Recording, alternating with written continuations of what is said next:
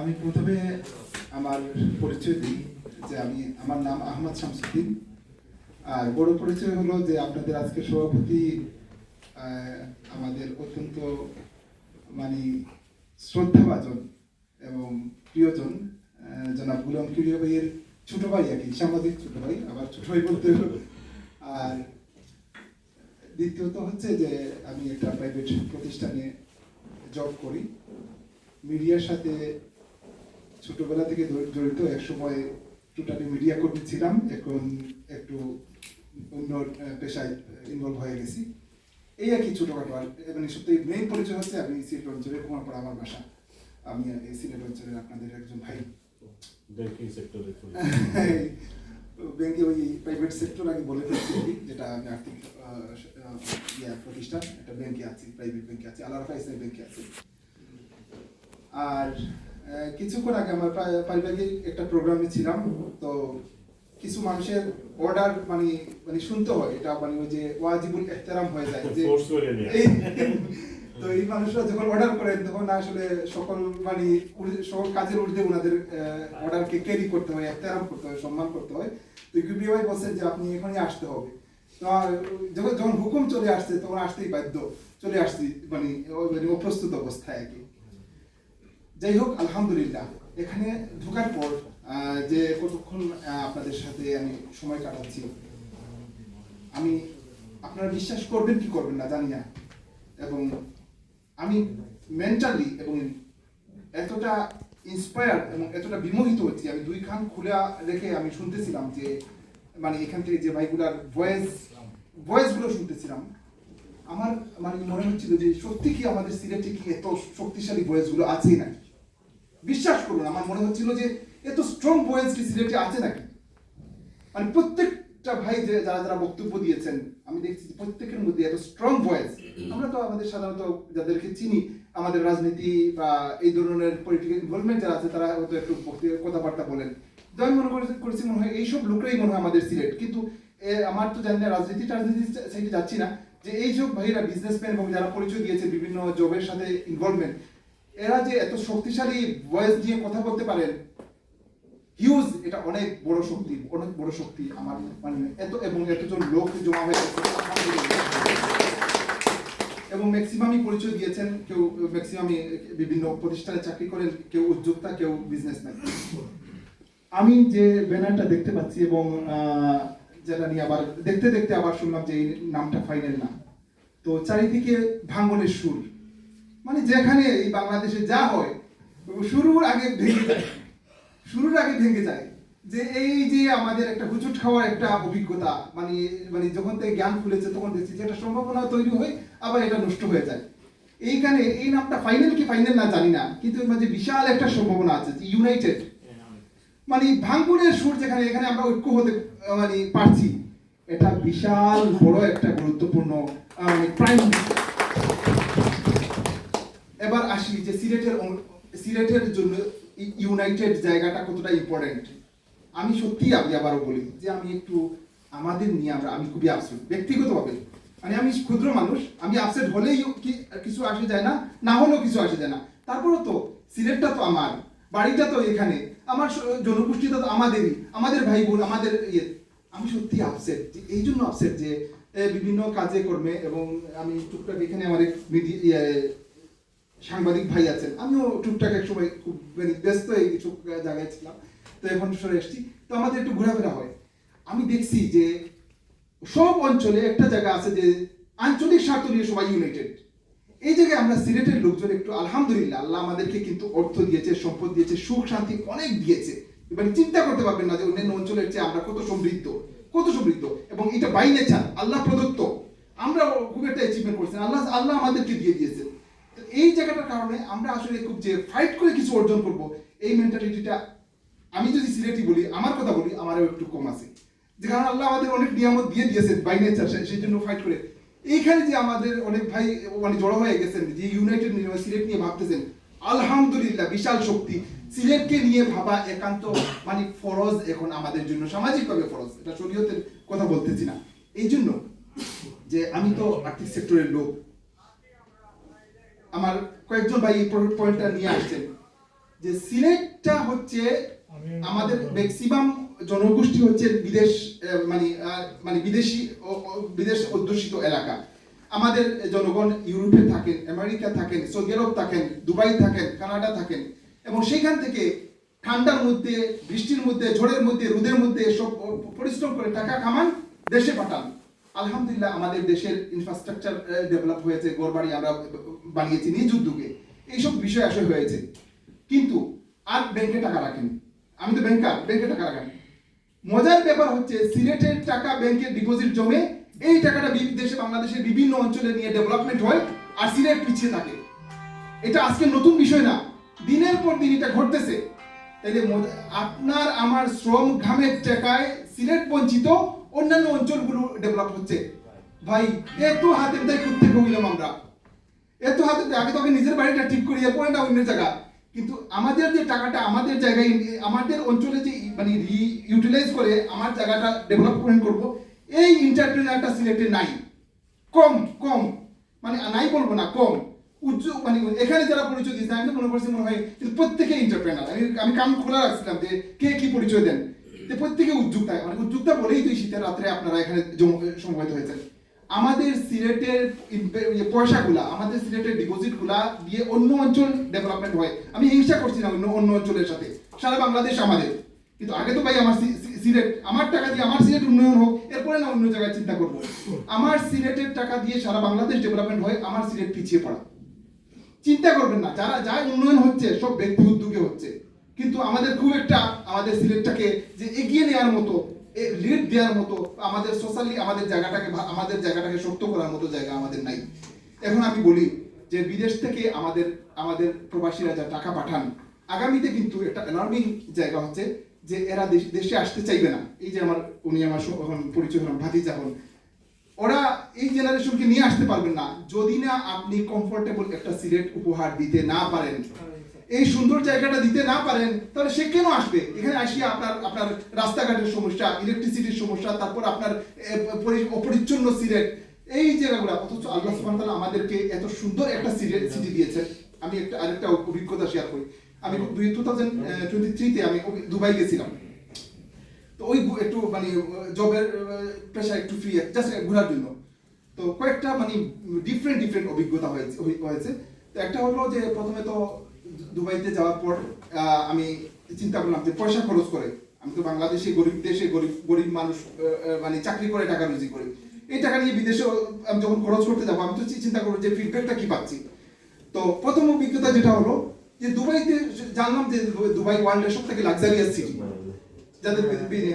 এখন দুবাইতে যাওয়ার পর আমার ফার্স্ট যে জিনিসটা আমি একদম অন্তর থেকে মনে হয়েছে, আরে এখানে এমন কি আলহামদুলিল্লাহ আমার অনেক বন্ধু বান্ধব আছেন, আত্মীয় স্বজন আছে, আমি অনেক মানে ঘোরাফেরা করেছি, এবং বিশেষ করে আমাদের তো ওই যে বিখ্যাত আল হারামাইন পারফিউমস ওনারা আছেন, আমি ওনাদের ওইখানে ভিজিট করেছি। তো সব কিছু দেখার পর মনে হয়েছে যে এই দুবাইয়ের জন্য ইউরোপিয়ান লোকরা পয়সা খরচ করে দুবাইতে টাকা ফালানোর জন্য আসে, যে দুবাইতে মনে করেন আমরা সব থেকে দামি সিটি বা ওয়েল সিটি মনে করি, এই দুবাইতে আমার কাছে মনে হয়েছে, হয়তো আপনাদের কাছে ভিন্ন মনে হতে পারে, যে এই দুবাইতে শুধু উঁচা বিল্ডিং আর ভালো রাস্তা ছাড়া দ্বিতীয় কিছু নাই। বিশ্বাস করেন মরুভূমির বুকে এর চেয়ে মজার কিছু নাই। আপনি গরমের মধ্যে যদি আপনি রাস্তায় বের হন, আপনার গরম লাগে, কষ্ট লাগে, আপনি খুব আরামে নাই। আমার রাস্তায় আপনি শার্টের বোতাম খুলে আপনি রাস্তায় হাঁটিয়ে যান, দেখবেন কত কমফোর্টেবল ওয়েদার। এই ওয়েদার নাই। আমি শেখ জায়েদ রুট একটা আছে দুবাইতে, বেশ বড় রুট, আমি ফজরের নামাজের পরে আমি রাস্তায় বের হয়ে গেছি, 3টার সময় বের হয়ে গেছি। আমি তো গেছি সীমিতর জন্য, আমার তো কৌতূহল যে আমি দেখবো যে এই সিটিটা কি ঘটে। আমি 3টার সময় রাস্তায় বের হয়ে গেছি। তো আমি আমার সাথে যারা ছিল তাদের মানে ঘুমে আমি বের হয়ে গেছি, ফজর পর্যন্ত আমি ঘুরতেছি রাস্তায়। তো প্রথমে একটা ভয় হচ্ছিল, একটু পরে মোবাইল দিয়ে ছবি উঠাচ্ছি, আবার মনে হচ্ছে দেখে ঝাপটা দিয়ে আমার মোবাইলটা নিয়ে যায়। পরে বুঝতে পারলাম যে না, আমার এই ভীতিটা নাই এই সিটিতে। তো আমার তো বাংলাদেশ থেকে গেছি, আমি মোবাইল তুলে মারতেই আমার ভয় করে যে কে কোত্থেকে আমাকে মানে একটা হাইজাকা নিয়ে যাবে, এটা মেন্টালিটি আমার। তো যাই হোক, ফজরের নামাজের পর আমি রাস্তার মধ্যে দিয়ে হাঁটতেছি, যে আমার সাথে তখন আমার মানে আত্মীয় স্বজনরা চলে আসছেন নামাজের সময়। তো দেখলাম যে কিছু গ্রিন করেছে ওরা, ই করে। তো দেখলাম যে তোমাদের মরুভূমির মধ্যে কেমনি গ্রিন হয়। তো পরে দেখলাম যে এই গ্রিন কিছু অংশের মধ্যে যে পানির পাইপ করেছে, পানি পাইপ করে ক্রস করে করে করে করে মানে ইয়ে করেছে, এই পানি পাইপ দিয়ে আর্টিফিশিয়াল ইয়ে দেওয়া হয়, পানি দেওয়া হয়, কন্টিনিউয়াস চলতেছে। আর এরপরে কিছু লোককে জিজ্ঞেস করলাম যে মালির কাজ করতেছে, জিজ্ঞেস করলাম একটা পাকিস্তানি লোক, আরো দুইজনকে বাঙালি পেয়ে গেলাম, তো গল্প সল্প করলাম, এগোলাম। আমাদের লোকগুলা কেটে সেটে সুন্দর করে সামান্য গ্রিন তৈরি করতেছে, আর আমাদের দেশে আল্লাহ সুবহানাহু ওয়া তাআলা গ্রিন সিটি সিলেট বানিয়ে দিয়েছে, অটো, এখানে কোনো পয়সা খরচ করা লাগে না। আরেকটা মজার ব্যাপার, হেঁটে হেঁটে এই যে লামির একটা বিচ আছে, ওইখানে গেলাম, লামির বিচে গেলাম কিসের জন্য? সমুদ্র দেখতে। তো সমুদ্র দেখতে গিয়ে দেখলাম যে হাঁটতে হাঁটতে হাঁটতে সমুদ্র কই, দেখলাম যে ওই জিলের মতো একটা কিছু জায়গা দেখায়, ওইটা সমুদ্র। দূর ভাই, এটা কি একটা সমুদ্র হইলো? পরে বললো দেখলাম তো ঢেউ কই, বলে ঢেউ তো আজকে দিবে না, লোকজন কম, যখন লোকজন আসে তখন মেশিন দিয়া ঢেউ দেওয়া। বললাম কি রে ভাই, তাই পয়সা খরচ করে দুবাই এসে আমার কি লাভ হইলো? এখন চিন্তা করেন, আমি যদি আলহামদুলিল্লাহ আমরা 5 দিন অফিস করে রাত্রে বাসে চড়ে যখন কক্সেস বাজারে যেতাম, 3 দিন উঘুমা, যখন কক্সেস বাজারে নামান পরে যখন সমুদ্রের বাতাসটা গায়ে লাগে, আমার 4-5 দিনের উঘুমা ক্লান্তি সব চলে যায়। ভাই একটু হোটেলে রেস্ট নেই, নাইলে ভাই চলো সমুদ্রে যাই, এনার্জি ফিরে আসে। এই ন্যাচারাল এনার্জিটা দুবাইতে তো পাইলেই দেবে।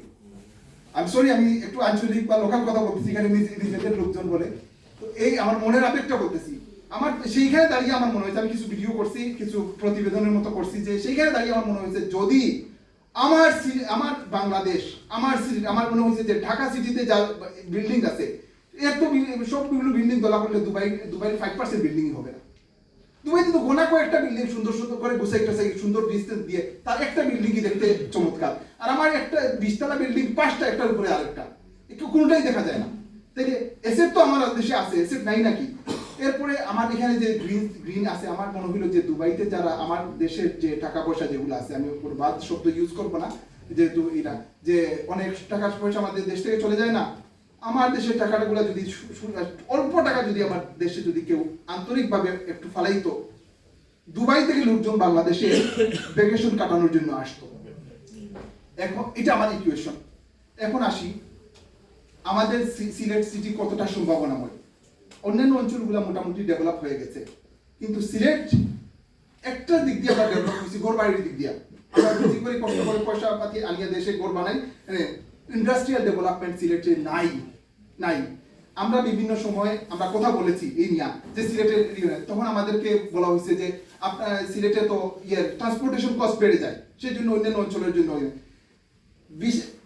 বিশ্বাস করুন, এটা বড় এক্সকিউজ না। আমাদের কয়েকটা জায়গায় আমাদের বিজনেসের জায়গা আছে। একটা হচ্ছে যদি আপনি ঢাকা কেন্দ্রিক বিজনেস করতে চান, ট্রান্সপোর্টেশন সিস্টেম ফ্যাক্টর না, আপনি যদি নদীপথটা ইউজ করেন, স্থলপথ ইউজ করেন, তাহলে তখন এই প্রশ্ন, আমি আগের মেয়র সাহেবের সাথে একদিন অনেক কথা হয়েছিল আমাদের সাথে, আমি বলছিলাম যে এইখানে সিলেটের নদীকে আপনি নদী দিয়ে বড় ইয়েগুলো আসবে না, শিপগুলো আসবে না, ছোট জাহাজগুলো আসবে না, জাহাজ বা যে মানে কি লঞ্চ যেগুলো বড় যেগুলো আসবে না, নদীপথকে ড্রেজিং করেন, মানে সিলেট কি তাই সারা জীবন পিছিয়ে থাকবে? একটা পয়েন্ট। দ্বিতীয় পয়েন্ট হচ্ছে ওইখানে আমাদের ওই পাশে 7 সিস্টার আছে, হিউজ মার্কেট, বিগ মার্কেট। আপনাদের এখানে যদি সিলেটের প্রোডাকশন হয়, আপনি এখানের অঞ্চলে আপনি মার্কেট করতে পারবেন। আমাদের ইনকামের জায়গা আছে। যাই হোক, আমি জানি না আপনাদের এখানে লক্ষ্য উদ্দেশ্যটা, কিন্তু আমি সিলেটকে নিয়ে, সিলেটের বিভিন্ন অ্যাঙ্গেলের সম্ভাবনা আছে। এই যে এখানে 7 সিস্টারের সাথে আমরা বিজনেস করি না কেন, এটা একটা পয়েন্ট গেল। আমি এই দিক দিয়ে যদি আপনি যান, এটা ডিটেইলস অনেক কথাবার্তা আছে। আমরা আরেকটা পয়েন্ট বিষয় আছে আমাদের সিলেটকে নিয়ে।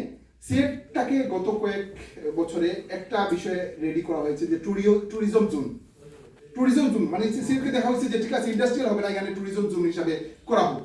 তাই এই ট্যুরিজম জোন হিসাবে করা হলে এইখানে সিলেটের প্রথম দিকের ইয়েগুলো রিপোর্টিংগুলো আমরা করেছিলাম।